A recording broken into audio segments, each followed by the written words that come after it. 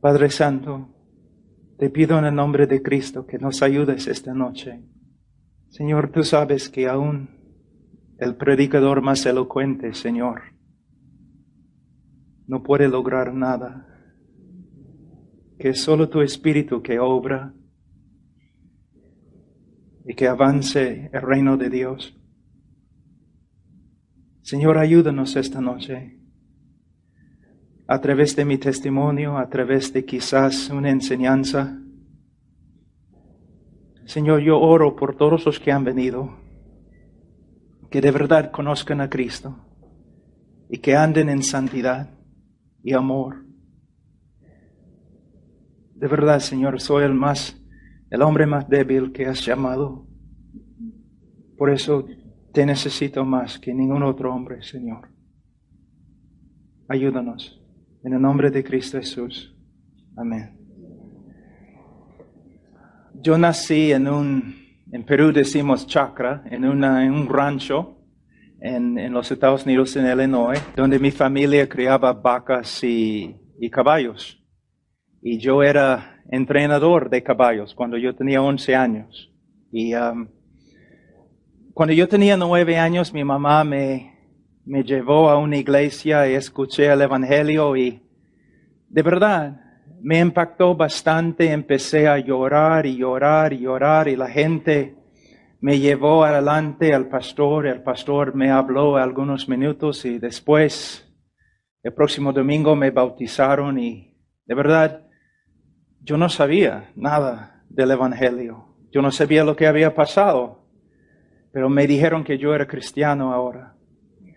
Y mi mamá siguió llevándome a la iglesia. Y yo era un muchacho más o menos bueno, obediente.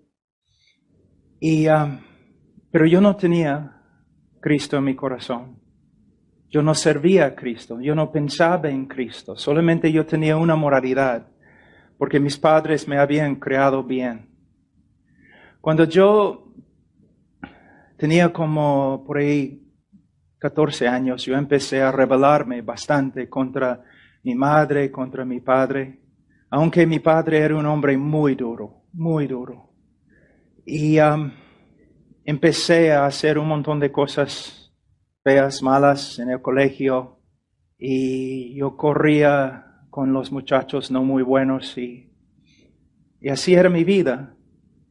Cuando yo tenía 17 años, yo era el líder del equipo de básquet y otras cosas, atleta. También yo estudiaba bastante en el colegio y yo sacaba buenas notas. Era presidente de la sociedad de honores y cosas así. Pero cuando yo tenía 17 años, mi papá y yo estábamos trabajando en el rancho, arreglando un cerco. Y estábamos hablando y caminando y trabajando y de repente él gritó bien fuerte. Y agarré a mi papá y caímos al suelo y él murió de un infarto ahí. En ese momento yo me di cuenta de algo muy importante, que los hombres mueren. Mi papá era mi héroe, era un hombre grande, fuerte, un éxito, un hombre muy inteligente. Teníamos un rancho, una casa bonita, caballos, vacas, un montón de cosas. Mi papá era un éxito. Pero ese día me di cuenta que no importa, los hombres mueren. Y yo sabía, si soy un hombre inteligente voy a morir. Si soy un hombre rico, voy a morir. Si un día encuentro a una esposa que amo, no importa, voy a morir. Si tengo hijos, voy a morir. Y en ese momento mi vida de verdad empezó a cambiar. Yo perdí esperanza y rumbo. Yo seguía con mis estudios y todo, pero yo siempre tomaba.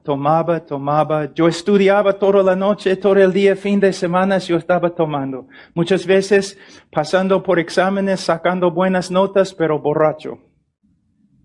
Y me burlaba de todo. Porque yo pensaba, ninguna cosa tenía importancia, nada. Si llego a ser abogado, me fui a la Universidad de Texas para estudiar. Si llego a ser abogado y soy un éxito, no importa, voy a morir. Y en esa época también yo era pesista. No se nota ahora, pero en ese tiempo sí.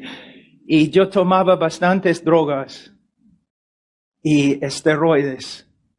Y yo siempre andaba así, muy tenso, enojado, dispuesto a pelear. Y una noche en mi departamento en la Universidad de Texas, yo estaba ahí sentado en mi cama, como la 1 de la mañana, y yo estaba pensando así, yo tenía un montón de esteroides en mi mano, y yo estaba pensando, mi vida es un desastre. Y una palabra que yo repetía, mi vida es miserable, miserable, miserable, miserable. Y de repente alguien tocó el timbre de mi departamento. Yo estaba pensando, la 1 de la mañana. ¿Quién puede ser? Entonces abrí la puerta y era un joven que vivía cerca, en el mismo edificio vivía. Y era un joven, su primer año en la universidad. Era un chibolo más de ese tamaño, ¿no? Un flaquito. Y él estaba allí en la puerta temblando así. Yo pensaba, oye, ¿qué te pasa? Y él me dijo, tengo que decirte algo. 1 de la mañana, ¿qué tienes que decirme? Bueno, probablemente me vas a pegar, me dijo. Yo le dije, probablemente que sí, te voy a pegar, 1 de la mañana. Entonces, él dijo, Dios me ha dado un mensaje para ti. Yo le miré, ¿qué? ¿Dios? ¿Qué? Dios. 2 semanas, él me dijo, 2 semanas. Dios está diciéndome que debo venir aquí y contarte algo. Y yo pensaba de verdad que el joven era loco. Entonces, burlándome de él, yo le dije, ok, está bien. ¿Cuál es el mensaje de Dios para mí? Y él dijo, que eres miserable. Tu vida es un desastre. Y tú necesitas someter tu vida a Cristo. Entonces yo estaba pensando, pero hace 5 minutos yo estaba ahí en mi cama diciendo lo mismo. Ahora este chico me está diciendo lo mismo. Yo estaba pensando, quizás él estaba escuchando por la pared. Y entonces, él habló conmigo hasta las 4 de la mañana acerca de Cristo. Y yo le di todas las excusas, ¿no? Una parte de mi familia era bautista, otra parte de mi familia católica. Entonces yo le dije, mira, yo conozco la iglesia católica, yo conozco la iglesia bautista, evangélica, todos son hipócritas, tu religión es falsa. Y él me dijo, no estoy hablando de una religión, estoy hablando de una persona. Y su nombre es Jesús de Nazaret. Y tú tienes que tomar una decisión. ¿Quién es? Yo nunca había escuchado a una persona hablando así. Entonces, yo empecé a pensar en lo que él me había dicho y como 2, 3 semanas, simplemente pensando de vez en cuando acerca de Jesús, quién es. Y mi mamá había puesto una Biblia, había metido una Biblia en mi maleta, ¿no? Entonces yo estaba buscando por todas mis cosas para tratar de encontrar la Biblia. Entonces encontré la Biblia y abrí la Biblia a Salmo 103, donde dice que el hombre es como el pasto, ¿no? Está aquí un momento, el próximo momento, no. Y todos se olvidan de él cuando muere.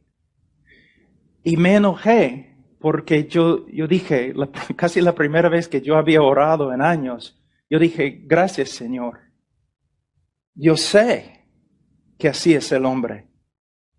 Pero ¿cuál es la respuesta? Entonces dejé la Biblia ahí en la cama y salí, hice algunas cosas y regresé. Y luego volví a la Biblia. Vamos a Salmo 103.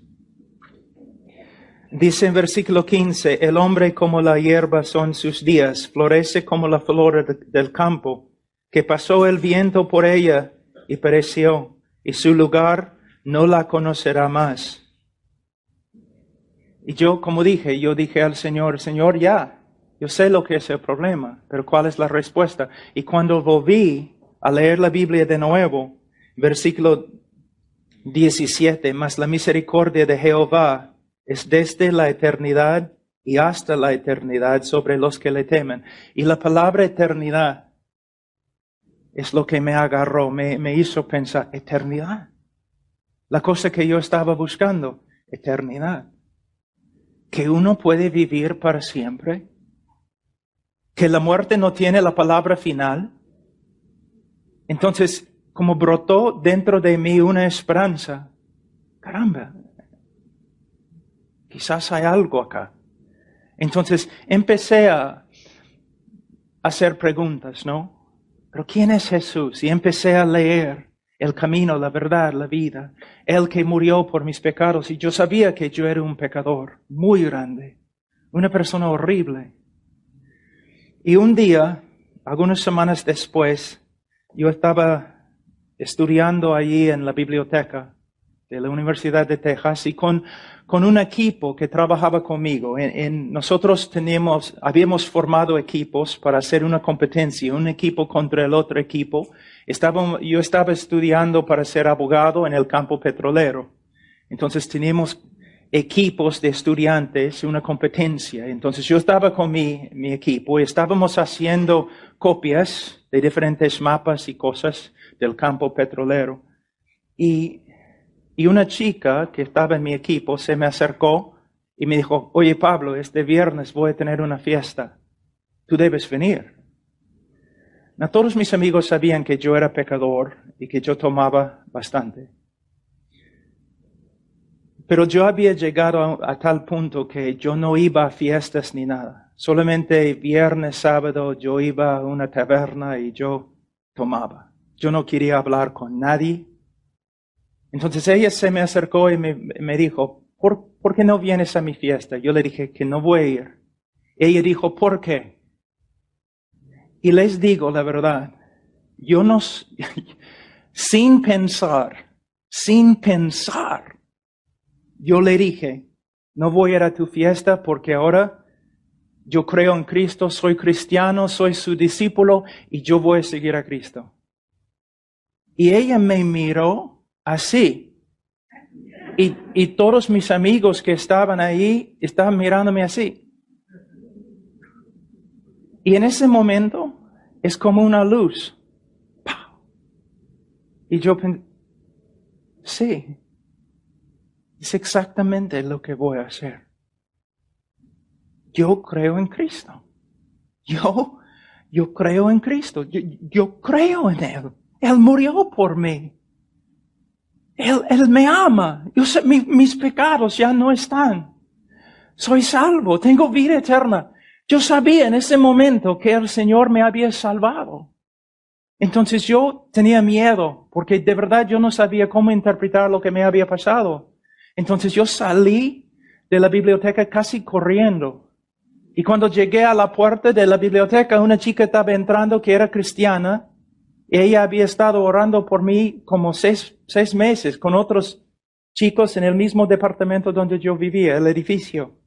Y ella me miró y me dijo, Pablo, ¿qué? ¿Qué te ha pasado? ¿Qué estás diciendo?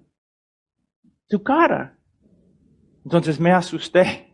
De verdad, me asusté. Yo salí corriendo, yo tenía que buscar al chico que estaba ahí, que me había testificado. Y le encontré en el edificio donde yo vivía. Y yo le dije, Mike, no sé lo que me ha pasado. Y él dijo, ¿qué? Lo único que sé es que yo creo en Cristo. Mis pecados son perdonados. Yo no soy el mismo hombre. Yo no soy el mismo hombre. Yo no soy Pablo Washer. Explícame. ¿Qué me ha pasado? Entonces me llevó a un alumno, a un estudiante ahí en la universidad que le estaba discipulando, un texano bien grande. Y él habló con el texano y dijo, oye, Pablo tiene algo que quiere decirte. Y él me dijo, ¿qué? ¿Qué, Pablo? Mira, yo no sé lo que me había pasado. Yo estaba en la biblioteca. En un momento yo no estaba creyendo en Cristo. Otro momento estoy creyendo en Cristo. Yo sé que me has salvado y que Pero lo que me asusta es que yo sé que no soy el mismo hombre de antes. ¿Qué me ha pasado? Y el texano me dijo, tú has renacido. Entonces yo le pregunté, ¿y qué significa esto? Y él empezó a explicarme las escrituras y me compraron una Biblia.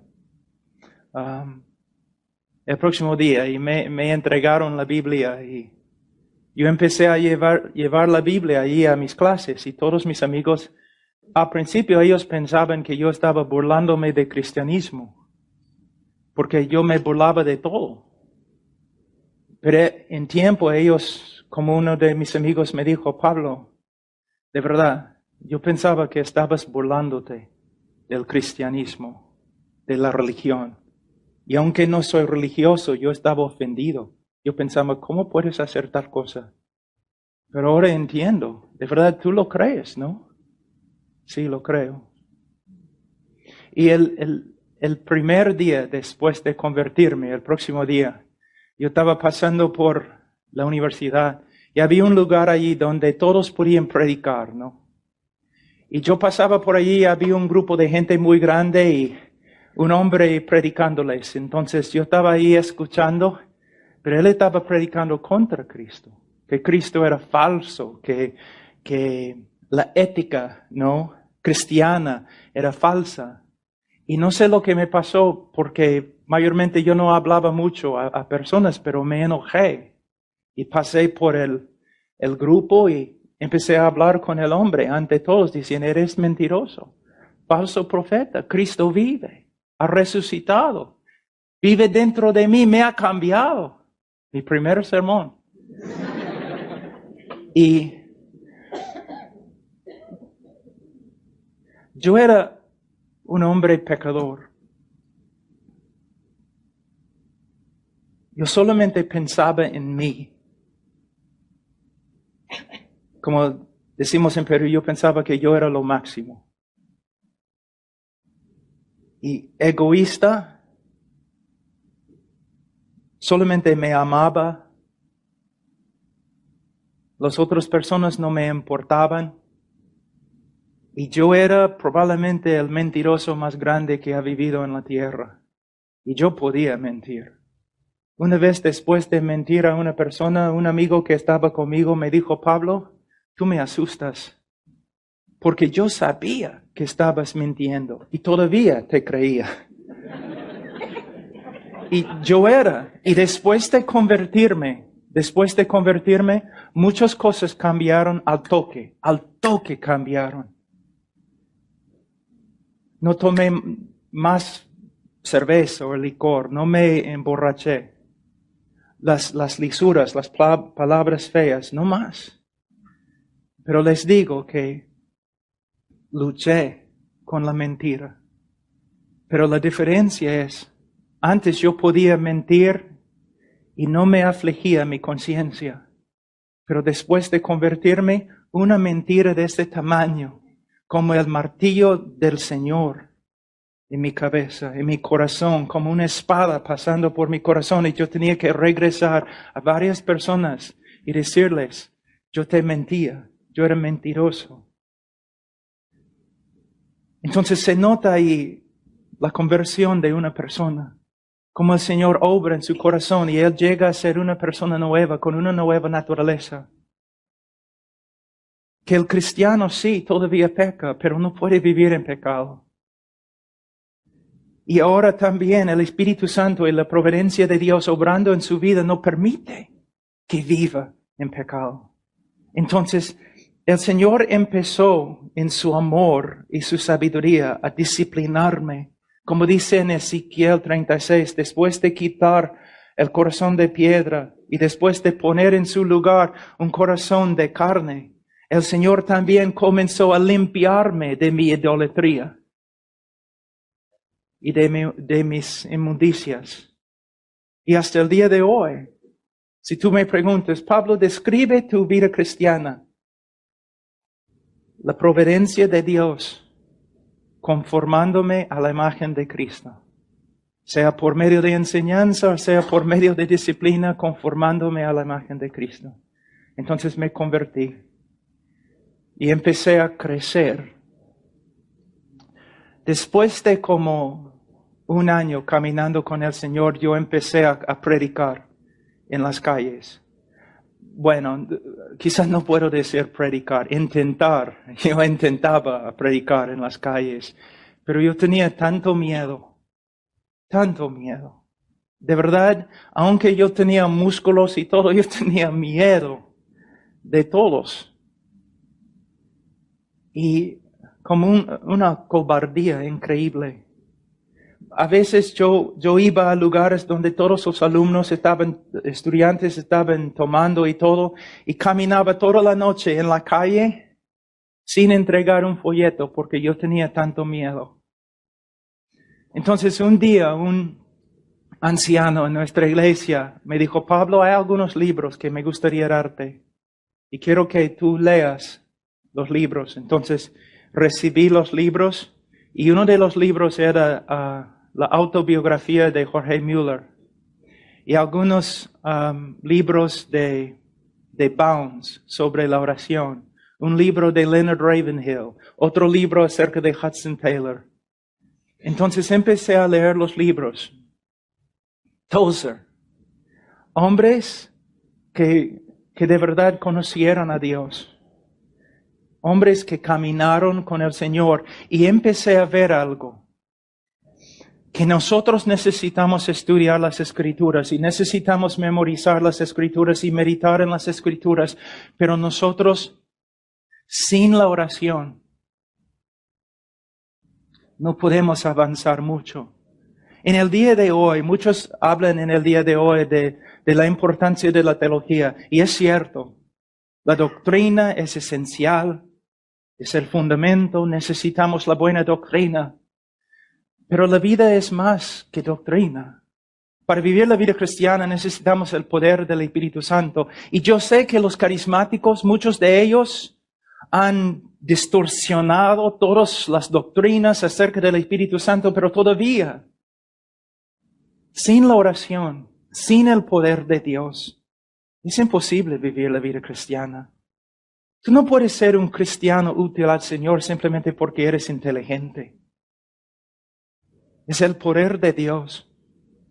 Entonces empecé a aprender acerca de fe, acerca de orar. Y algo sucedió en mi vida, es parte de mi testimonio, una parte muy importante, que da miedo a algunas personas que escuchan mi testimonio, pero voy a compartir con ustedes. Que empecé a tener una hambre. Yo quería conocer a Dios. Cuando yo estudiaba los hombres, Spurgeon, Tozer, Jorge Müller, eran hombres muy diferentes, pero tenían una cosa en común. Todos eran hombres de oración. Todos hablan bastante de Spurgeon, el predicador más grande, ¿no? Desde los apóstoles. Estoy de acuerdo. Pero ¿sabes lo que Spurgeon dijo? Para él dijo, en vez de enseñar a 10 hombres cómo predicar, me gustaría enseñar a un hombre cómo orar. Entonces, el Señor me llenó con una hambre grande y empecé a buscar al Señor. Pero era algo muy raro. Yo estudiaba en la universidad, yo trabajaba después de las clases, yo llegaba a la casa más o menos las 11. Entre las 11 como las 2 y 3 de la mañana yo oraba. Y mi oración yo no oraba por China, yo no oraba por dones, yo simplemente, Señor, quiero conocerte.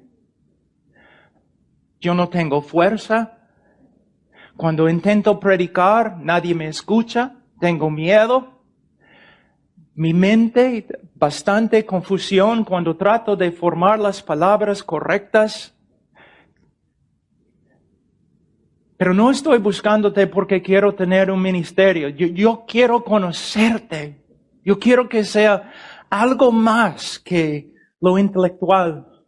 Que de verdad que quiero conocerte, tu presencia, que sea una realidad en mi vida. No solamente una doctrina que estudio, pero una realidad en mi vida. Entonces, día tras día, tras día, tras día, orando y orando y orando y orando.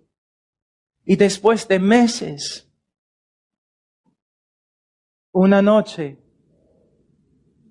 es como todo cambió. Me da tanta pena cuando yo escucho los testimonios de algunos de cómo no el Señor llegó y hablaron en lenguas y un montón de cosas, porque lo que dicen no es bíblico, no es bíblico. Pero buscar al Señor, si oramos y buscamos al Señor, su presencia y su poder llega a ser una realidad. Lo que me asusta en el día de hoy es que muchos están buscando doctrina, buena doctrina. Y está bien, tenemos que tener la buena doctrina, pero no son hombres de oración. Y son hombres tan inteligentes que quizás no necesiten orar. Hombres tan diestros en la doctrina y en la exposición y todo, y pueden dividir todo perfectamente. Pero ¿dónde está el poder para ver personas convertidas? Entonces, orando y orando y orando, y empecé a ver que la guerra no se gana por medio de el intelecto, no se gana por medio de la elocuencia, sino por medio del poder de Dios. La conversión de una persona es imposible, ¿se dan cuenta? Son huesos secos, muy secos, sin vida. Cada conversión es una obra sobrenatural de Dios, por medio del Espíritu de Dios. Una manifestación del poder de Dios. Entonces yo me di cuenta que no soy el hombre más inteligente. No soy el hombre más elocuente. No puedo ordenar las cosas muchas veces en mi propia cabeza, pero cada hombre puede orar. Cada mujer puede orar. Y no importa cuál sea el obstáculo en nuestra vida, el Señor puede vencer el obstáculo por medio de la oración. Por medio de la oración. Algunos de ustedes han venido aquí porque han escuchado mis prédicas en YouTube. Pero ¿se dan cuenta que yo no soy el hombre más inteligente? Se nota fácilmente, ¿no? O elocuente. Algunas personas después de conocerme, ¿saben lo que dicen? De verdad, me han dicho miles de veces, Pablo, después de estar contigo, ¿no? Algunas horas, yo no entiendo. Porque yo no veo nada especial. Claro. Mira, ¿sabe lo que mi deseo para ustedes? Es que reconozcan la imposibilidad de la vida cristiana. Que reconozcan la imposibilidad del ministerio. Y que se dediquen a una vida de oración. Algunos de ustedes que son predicadores o van a ser predicadores, tantas palabras, tantos sermones. Pero tengo una pregunta. ¿Hay manifestaciones del poder de Dios? Algunos de ustedes que no son predicadores son padres, son madres, esposos. Hay conflictos, hay problemas. Pueden recibir consejos, un montón de cosas, pero si solamente pudieran aprender a ponerse de rodillas y buscar al Señor, no 10 minutos, no 15 minutos, no una hora, sino hasta que el Señor se levante y obre y solucione el problema. La oración. Cuando fui al Perú, después de predicar allí algunos meses, yo salí no de un seminario como lo que ustedes tienen acá. Yo salí de un seminario más o menos liberal. Y yo, de ninguna manera, yo estaba preparado para ir al campo misionero. Y empecé a predicar. El Señor de verdad me usó, personas se convirtieron. Pero yo podía ver también que había problemas con el evangelio que yo predicaba, con mi manera de tratar a las personas que venían a mí, mi capacidad de aconsejar y todo, que de verdad, aunque yo sabía muy bien griego y hebreo, yo no había estudiado la Biblia mucho. Entonces empecé a estudiar la Biblia en Perú. Y por medio de simplemente dedicarme al estudio de la Biblia, yo empecé a ver algo, que no solamente la Biblia es inspirada, sino la Biblia también es suficiente. Que todo lo que necesitamos para la vida cristiana y todo lo que necesitamos para el ministerio se encuentra en las Escrituras. No la psicología, no la sociología, sino la Biblia. Y mientras yo estaba estudiando la Biblia, algo me sucedió también. Yo empecé a ver algo. Que la necesidad más grande en el cristianismo es un conocimiento verdadero y bíblico acerca de Dios. ¿Quién es Dios? Y un conocimiento bíblico acerca de quién es el hombre. Y un conocimiento bíblico acerca de lo que Dios ha hecho por nosotros en la persona y obra de Jesucristo en la cruz del Calvario. Y entender las doctrinas de las Escrituras y por medio de ellas andar de una manera que agrada a Dios. Tengo una pregunta para ustedes. Eso es lo que siempre digo a los jóvenes que han salido de los seminarios o las universidades bíblicas. ¿Cuánto tiempo, cristiano, cuánto tiempo has estudiado la doctrina de Dios? ¿Cuánto tiempo has estudiado los atributos de Dios? Muchos de ustedes están pensando, mirando así.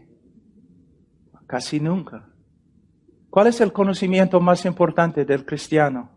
El conocimiento de la persona de Dios. Un joven va a una universidad bíblica, a un instituto bíblico. Mayormente, 2 semanas, 3 semanas, 2 meses estudiando los atributos de Dios y nada más. Va al seminario, estudia quizás 4 meses los atributos de Dios, casi nada más. Saca su PhD y muchas veces no estudia mucho acerca de la doctrina de Dios y va a su iglesia, casi nunca predica sobre los atributos de Dios. ¿Cuál es el problema en la iglesia? El pueblo de Dios es ignorante de la persona de Dios y sus obras. Algunos de ustedes, mira, se dan cuenta de que deben amar a Dios más que aman a Dios, ¿no es cierto? Cuando un predicador te dice que debes amar a Dios más, tú debes responder así. Está bien, enséñame cómo. Y vas a ver la cara del pastor, ¿no? ¿Qué hago? ¿Cómo puedes crecer en el amor de Dios? ¿Cómo? Todos nosotros nos damos cuenta que debemos crecer en el amor de Dios, pero ¿cómo? Bueno, yo les voy a dar la respuesta. Yo soy casado ahora 21 años con mi esposa, Charo. Yo la amo mucho más ahora que cuando nos casamos. ¿Por qué? Porque yo conozco más de sus virtudes. Y sus virtudes me animan a amarla más. Lo que puedo ver de ella resulta en más amor en mi corazón por ella. Entonces, ¿cómo puedes amar a Dios más? Por medio de conocer las virtudes de Dios. Por medio de crecer en tu conocimiento de Él. Y mientras creces en el amor de Dios, mientras creces en el conocimiento de Dios, vas a crecer también en tu amor por Dios. Entonces, ¿cuál es nuestra necesidad? conocimiento, estudiando la doctrina, estudiando las Escrituras, estudiando la persona de Dios, la obra de Cristo, la revelación más grande de Dios a través de Cristo, y viviendo de rodillas, viviendo en oración. Ahora tengo algún tiempo todavía y les voy a, en vez de compartir mi testimonio, les voy a enseñar de las Escrituras.